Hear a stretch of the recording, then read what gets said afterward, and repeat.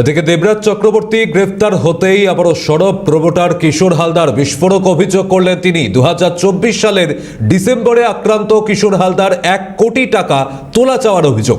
দেবরাজের বিরুদ্ধে টাকা দিতে না পারায় বন্দুকের বাঁট দিয়ে মেরে রক্তাক্ত করার অভিযোগ দেবরাজ চক্রবর্তী ঘনিষ্ঠ দুষ্কৃতীদের বিরুদ্ধে। কি বলছেন প্রমোটার কিশোর দত্ত, দেখুন। গ্রেপ্তার হয়েছেন দেবরাজ চক্রবর্তী। রাজারহাট গোপালপুর এলাকার ত্রাস দেবরাজ চক্রবর্তী, এমনটাই বলা হচ্ছে, যার বিরুদ্ধে তোলাবাজি থেকে মারধর, হুমকি, এমনকি প্রমোটারদের কাছ থেকে ব্যাপক পরিমাণে তোলাবাজি এবং হুমকি দিতেন এই দেবরাজ চক্রবর্তী, এমনই অভিযোগ রয়েছে। 2024 সালে ডিসেম্বরের ঘটনা মনে আছে, একজন প্রমোটারকে মেরে রক্তাক্ত করে দেওয়ার অভিযোগ ছিল এই দেবরাজ ঘনিষ্ঠ কাউন্সিলর সমরেশ চক্রবর্তীর বিরুদ্ধে।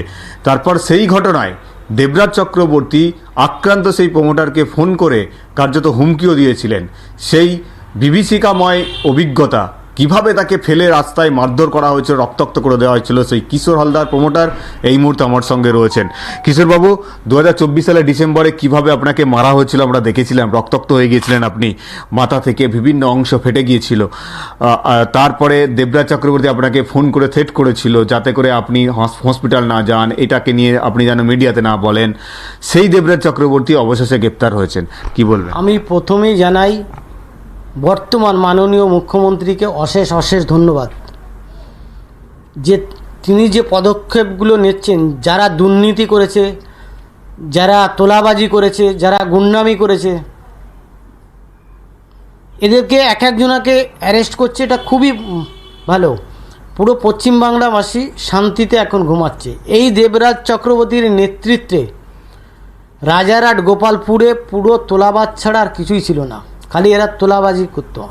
আমার কাছে 1 কোটি টাকা চেয়েছিল, আমি 27 লাখ দিয়েছিলাম। তারপরেও 40 জনাকে পাঠিয়ে দিয়ে মেরে রিভলভার দিয়ে মাথা ফাটিয়ে দিয়েছিল।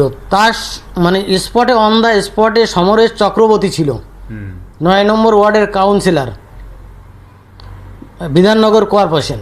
এই সমরেশের নামে 21 নম্বর 1 ছিল, কিন্তু বাকি যারা ছিল আর তারা অ্যারেস্ট হয়েছিল, আর সমরেশ আরও 3-4 জন অ্যারেস্ট হয়নি। সারেন্ডার করে বেল পেয়ে যায়, পরে 3 মাস পরে স্যালেন্ডার হয়ে বেল পেয়ে যায়, কিন্তু বেলটাও ইনলিগালি। সেই দিনকার যেদিন বেল পেয়ে যায় কোনো পিপি ছিল না, সেটাও কেসটা হাইকোর্টে চলছে। এই যে 1 কোটি টাকা চাওয়া হয়েছিল, এখানে কি দেবরাজের ইনভলভমেন্ট ছিল? 100, 200, 500%। তার কারণ কি, দেবরাজ আমাকে নিজে তার সাগরকে দিয়ে ফোন করিয়ে তার বাড়িতে ডেকেছিল, তার মানে অফিসে কাম বাড়ি ডেকেছিল, বলছে সমরেশের সাথে তুমি এটাকে মিটিয়ে নাও।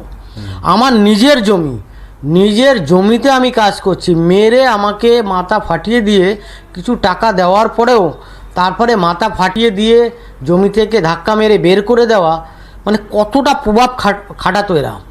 মানে মানুষকে এরা মানুষ বলে মনে করতো না। সব মানে এক তো স্কোয়ার ফিটে কাজ দিতে হবে, তোলা দিতে হবে টাকা। কিসের জন্য টাকা দেবো? ডেভেলপমেন্ট চার্জ দিতে হবে, না দিলে কাজ হবে না, কাজ বন্ধ। মানুষ অতিষ্ঠ হয়ে গেছিলো, পুরো পশ্চিমবাংলাবাসী অতিষ্ঠ। ছোটোখাটো যারা বিজনেস করে সেই বিজনেসম্যানরা আতঙ্কে ছিল, মানুষও সব আতঙ্কে ছিল। মানে আমাদের যে বিধায়ক আছে তরুণজ্যোতি তেওয়ারি, তার কাজ খুব সুন্দর, অমায়িক লোক, মানে কাজও মন শিষ্টার সাথে খুব সুন্দরভাবে কাজ করছে। কি চাইছেন দেবরাজ চক্রবর্তী, কি চাইছেন আপনাকে? এখন তো অ্যারেস্ট তো হয়েছে, এবার কি চাইছেন? অনেকে তো আবার বলছে নতুন করে ওনার নামে অভিযোগও দেবে থানাতে। অভিযোগ তো এরকম ভুড়ি পাবে, এনআইএ তদন্ত হবে, আরও ভালো কিছু তদন্ত হবে, সব বেরিয়ে আসবে। কেসও খুঁড়তে কেউটো যেরকম বেরোয়, ঠিক এটাও সেরকম বেরোবে। এখন কিছুটা হলো স্বস্তি পাচ্ছেন আজকে? আমি স্বস্তি না, পুরো পশ্চিমবাংলাবাসী স্বস্তি পাচ্ছে। একেবারে এভাবেই যারা মানে প্রমোটার কিশোর হালদারের কথা অনুযায়ী যেভাবে তারা এখানে কাজ করতে চেয়েছিলেন সেইভাবে কখনোই কাজ করতে দেননি। এই দেবরাজ চক্রবর্তী, যার মাথার ওপর অভিষেক বন্দ্যোপাধ্যায়ের হাত রয়েছে, সেই দেবরাজ চক্রবর্তী তার লোকবল দিয়ে এই এলাকায় প্রমোটারদেরকে এইভাবে কিন্তু অত্যাচার করতো, তাদেরকে শোষণ করত। 1 কোটি টাকা চাওয়া হয়েছিল একজন প্রমোটার, তিনি একটা প্রজেক্ট করবে তার জন্য, সেটা দিতে না পারার কারণে তাকে বন্দুকের বাঁট দিয়ে মেরে রক্তাক্ত করে দেওয়া হয়েছিল। সেই খবর আমরা এর আগে দেখিয়েছি।